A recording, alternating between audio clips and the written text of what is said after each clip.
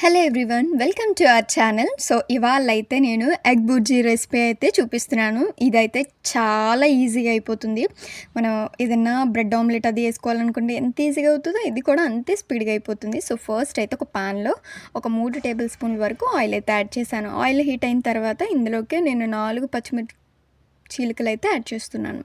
So ఇవి కొంచెం fry అయిన తర్వాత ఏంటంటే నేను ఇక్కడ ఈ బుజ్జీలోకి ఏంటంటే 4 పెద్ద సైజు ఉల్లిపాయలని చిన్న చిన్న ముక్కలుగా కట్ చేసుకొని అయితే యాడ్ చేసుకోండి.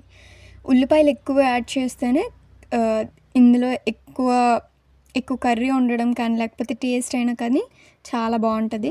సో ఆనియన్స్ అనేవి కూడా బాగా ట్రాన్స్పరెంట్ అయ్యి బాగా ఫ్రై అవ్వాలన్నమాట. సో ఇందులోకి అలా ఫ్రై అవ్వడానికి నేనైతే కొంచెం సాల్ట్ని అయితే యాడ్ చేస్తున్నాను. సో టోటల్గా అయితే ఇక్కడ ఏం అడ్జస్ట్ చేసేయట్లేదు కానీ కొంచెం సాల్ట్ని అయితే యాడ్ చేస్తున్నాను. సో ఇవన్నీ కూడా చూసారా ఎలా గోల్డెన్ బ్రౌన్ కలర్కి కొంచెం దగ్గరలో ట్రాన్స్పరెంట్ కలర్లోకి అవుతాయి కదా.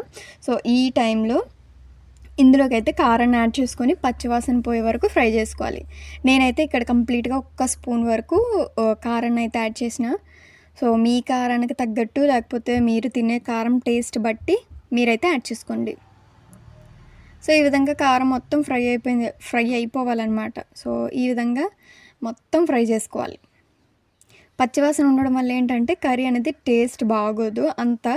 సో మనం కర్రీ టేస్ట్ అనేది పచ్చివాసన పోయే వరకు బాగా ఫ్రై చేసామంటే చాలా బాగుంటుంది. సో నేనైతే ఇక్కడ 5 ఎగ్స్ యూస్ చేస్తున్నాను. ఒక్కొక్కటిగా నిదానంగా 5 ఎగ్స్ కూడా బ్రేక్ చేసి యాడ్ చేసుకోవాలి.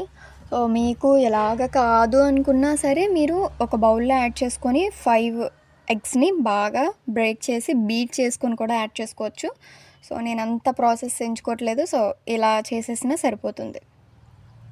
సో ఈ విధంగా నేనైతే 5 ఎగ్స్ వరకు యాడ్ చేసి కొంతసేపు అయితే ఉంచాను అనమాట. ఉంచి మొత్తం కూడా బాగా మిక్స్ చేసా. సో వెంటనే కలిపేస్తే అంతా చిన్న చిన్న ముక్కలు చిందరవందరగా అయిపోద్ది కాబట్టి కొంచెం టైం ఇవ్వాలి.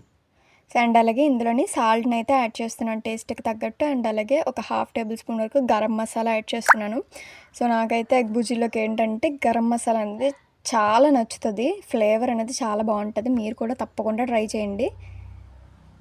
సో యాడ్ చేసుకొని మొత్తం బాగా మిక్స్ చేసుకోవాలి. ఈ గుడ్డు అనేది మొత్తం బాగా దగ్గరికి ఫ్రై అయిన తర్వాత మొత్తం బ్రేక్ చేసుకోవాలన్నమాట.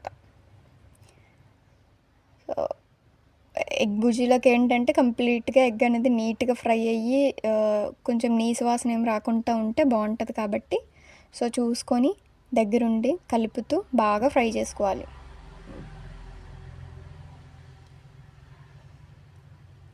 సో చూసారా ఈ విధంగా కొంచెం దగ్గరికి అయ్యే వరకు బాగా చేస్తే మన ఎగ్ బుజ్జీ ready. Subscribe for more videos.